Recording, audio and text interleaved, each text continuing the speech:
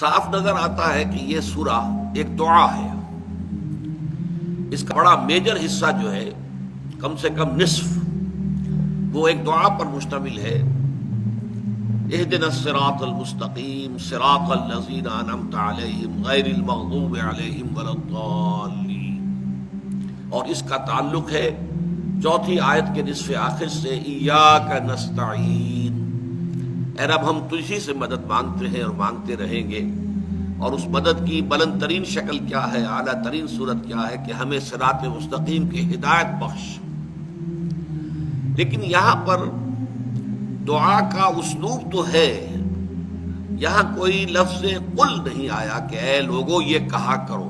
اس اعتبار سے قرآن کے اول و آخر میں ذرا ایک بڑا لطیف سا فرق اور تفاوت ہے۔ پہلی صورت یہ ہے، آخری دو صورتیں معوذتین، اور وہ دونوں جو ہے قل سے شروع ہوتی ہیں۔ قل اعوذ برب الفلق، قل اعوذ برب الناس۔ یہاں یہ نہیں ہے کہ قل الحمد للہ رب العالمین، نہیں، قل کے لفظ کو یہاں پر حذف کر دیا گیا، حالانکہ قل الحمد بھی قرآن میں موجود ہے۔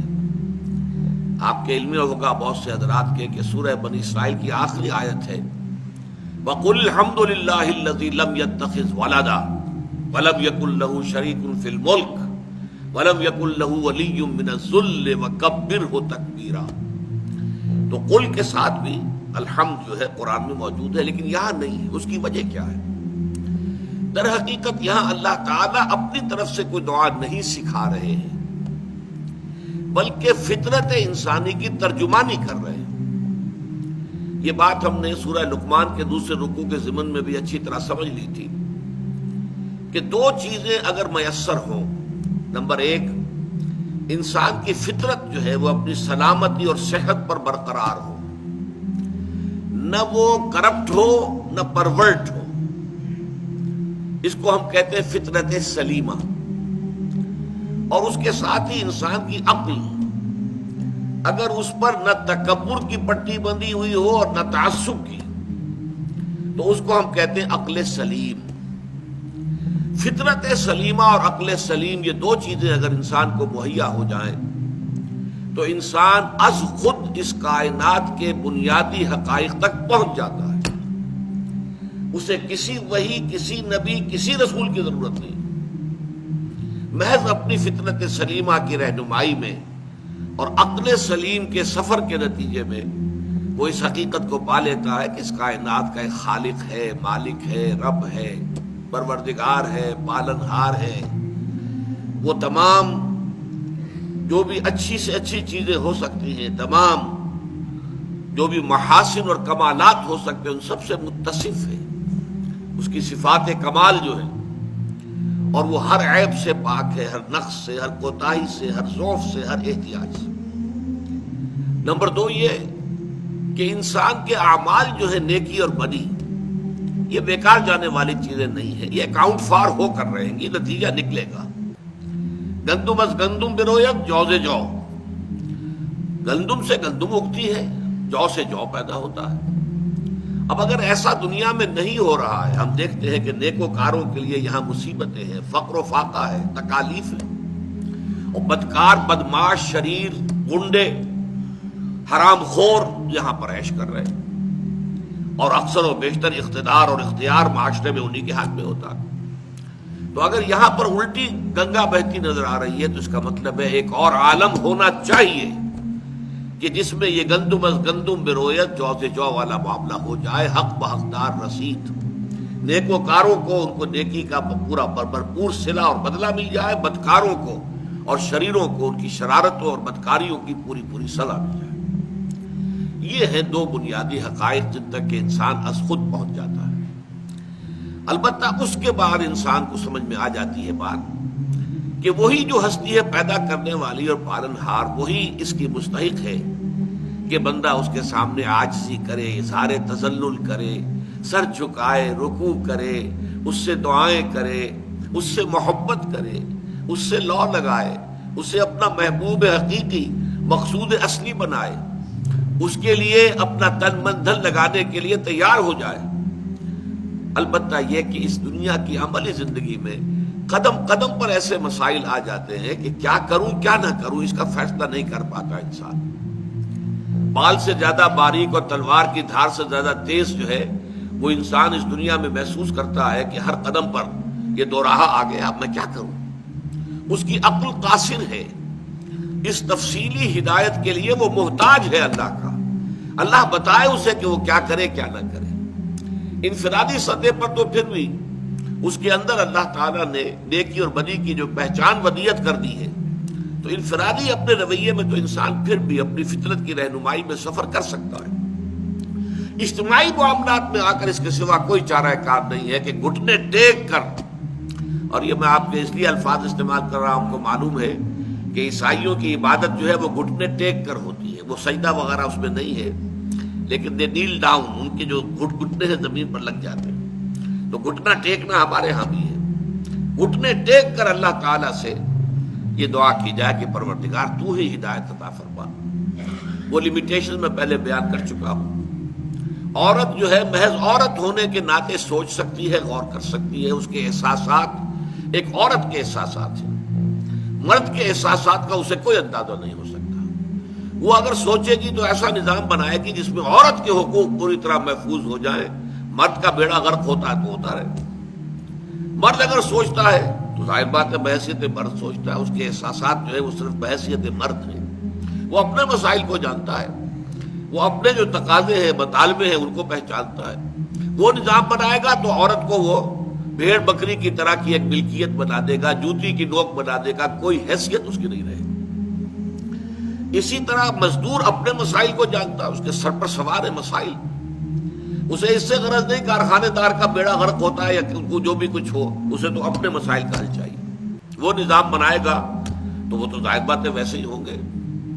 اسی طریقے سے کارخانے دار کے اپنے مسائل ہیں، وہ نظام بنائے گا تو کچھ اور سوچے گا، اسے اس سے کیا بحث ہے کہ مزدور کا بچہ جو ہے بغیر دوائی اور دوا دارو کے وہ ایڑیاں رگڑتا ہوا مر رہا ہے تو مرے۔ اسی طریقے سے حکومت جو ہے وہ استحکام چاہتی ہے، امن چاہتی ہے، چاہے وہ امن جو ہے وہ جیل کے اندر، جیل خانے کے اندر کے امن کے مترادف ہو، کسی کو کوئی بولنے کا حق نہ ہو، کوئی چوں نہ کرے، بس کام کرتے رہے، حکومت کا ڈنڈا جو ہے وہ مضبوط ہو، وہ چلتا رہے، ٹوٹلیٹیرین ایک نظام ہو جائے۔ عوام چاہتے ہیں ہمیں کچھ حقوق حاصل ہو، کچھ اختیارات ہو، ہماری بھی کچھ سے ہونی چاہیے، حل لنا من الامر من شیء۔ اب ان میں یہ جو متضاد میں نے تقاضے آپ کو بتائے ہیں، یہ ہے وہ چیزیں کہ جو نوع انسانی کی تاریخ کے مشکل ترین مسائل، اور ظاہر بات ہے کہ ان کا حل وہی دے سکتا ہے جو عورت کا بھی خالق ہے، مرد کا بھی خالق ہے، مزدور کا بھی رب ہے اور کارخانے دار کا بھی رب ہے، حاکموں کا بھی پروردگار ہے اور عوام کا بھی پروردگار ہے، اور کل مخلوق جو ہے اس کے لیے عیال کے مانند ہے، جیسے حضور نے فرمایا الخلق عیال اللہ۔ تو یہ چیز ہے در حقیقت اس سورہ مبارکہ کا جو مقام ہے حکمت قرآنی میں، کہ پہلی 4 آیات میں تو وہ بات آئی ہے کہ جس میں عقل سلیم اور فطرت سلیمہ انسان کی رہنمائی کر کے خود وہاں تک پہنچا دیتی ہے، اور آخری 3 آیات میں پھر ہاتھ جوڑ کر گھٹنے ٹیک کر استدعا ہے، دعا ہے کہ پروردگار یہ قدم قدم پر جو دو راہیں آ جاتے ہیں، تراہے آ جاتے ہیں، چوراہے آ جاتے ہیں، ہم کہیں غلط رخ پر نہ مڑ جائیں، غلط راستے پر نہ چل پڑیں، اے پروردگار ہماری رہنمائی فرما اور ہمیں ہدایت عطا فرما۔ اس اعتبار سے یہ دعا ہے، لیکن اس کا اسلوب جو ہے شروع سے وہ قل کے ساتھ نہیں ہوا، بلکہ جیسے کہ فطرت انسانی جو ہے اس کی تعبیر اور اسی کی نمائندگی کی جا رہی ہے۔ یہ جان لیجئے کہ اس قسم کے لوگ دنیا میں ہمیشہ رہے ہیں، بدترین معاشروں میں بھی رہے، کہ جنہوں نے اپنے معاشرے میں جو بھی خیالات ہوتے تھے، نظریات ہوتے تھے، عقائد ہوتے تھے، ان کو صرف اس دلیل پر قبول کرنے سے انکار کر دیا کہ چونکہ سب لوگ مان رہے ہیں تو ہم بھی مانیں نہیں۔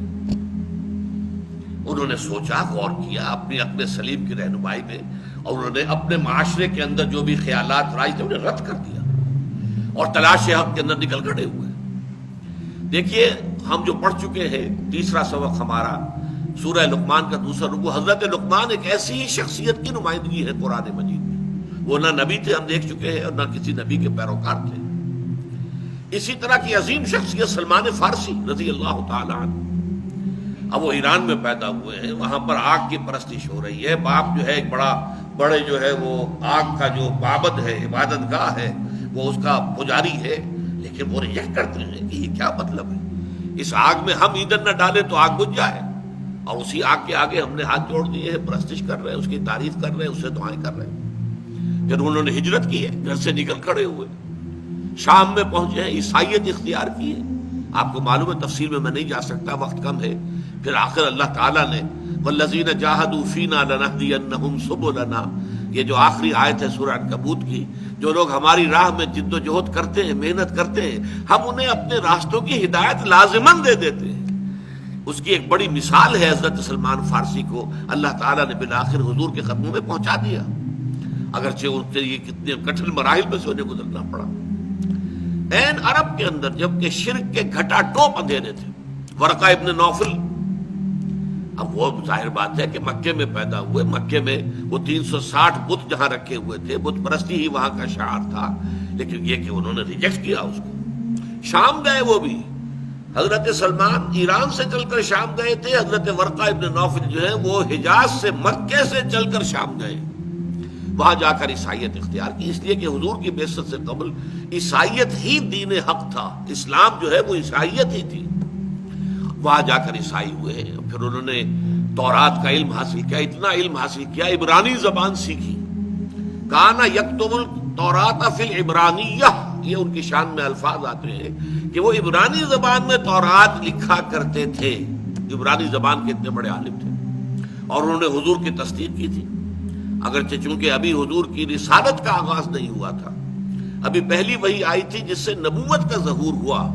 لیکن وہ جو وحی آئی ہے سورہ مدثر کی آیات کی، یا ایھا المدثر قم فانذر وربک فکبر، رسالت کا آغاز اس سے ہوا ہے، ابھی وہ آیاتیں نازل نہیں ہوئی تھی۔ یہی وجہ ہے کہ انہیں صحابہ میں شمار نہیں کیا گیا، اس لیے کہ ابھی ایمان لانے کی دعوت ہی نہیں تھی، اگرچہ انہوں نے تصدیق کی ہے،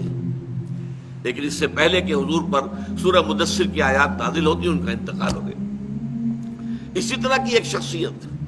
حضرت زید ابن عمرو ابن نفیل تھے، ان کا معاملہ کیا تھا، اور یہ حضرت سعید کے والد ہیں، حضرت سعید ابن زید جو عشرہ مبشرہ میں سے ہیں، حضرت عمر کے بہنوئی، یہ پہلے ایمان لائے ہیں، اور ان کی اہلیہ حضرت فاطمہ بنت خطاب حضرت عمر فاروق کی ہمشیرہ، یہ دونوں میاں بیوی پہلے ایمان لائے ہیں، اور یہی ذریعہ بنے ہیں، راستہ بنے ہیں حضرت عمر کے ایمان کا۔ وہ تفصیلی واقعہ آپ کے ذہن میں ہوگا، میرے پاس وقت نہیں ہے کہ میں اسے بیان کروں۔ یہ انہی زید کے بیٹے ہیں، سعید ابن زید۔ ان کا حال کیا تھا کہ مکے میں وہ رہتے تھے، صاف تمام بت پرستی سے تائب ہو کر ان میں کچھ نہیں ہے، کیا ہم بتوں کو پوجتے، اپنے ہاتھوں سے تراشے اور پوجنا شروع کر دیا۔ پھر وہ کعبے کے پردے پکڑ پکڑ کر دعا کیا کرتے ہیں، اللہ میں صرف تیری بندگی کرنا چاہتا ہوں، نہیں جانتا کیسے کروں۔ یہ ان کی کیفیت تھی، اسی حال میں ان کا انتقال ہوا ہے۔ یہی تو وجہ ہے وہ موحد کامل زید، ان کا بیٹا جو ہے سعید ابن زید، وہ عشرہ مبشرہ میں شامل ہے، اور اسی کے ذریعے سے ایمان جو ہے اس کی دولت حضرت عمر خطاب رضی اللہ تعالی عنہ تک پہنچی۔ تو یہ ہے اصل میں اس سورہ فاتحہ کا مقام قرآن مجید میں فلسفہ اور حکمت کے اعتبار سے۔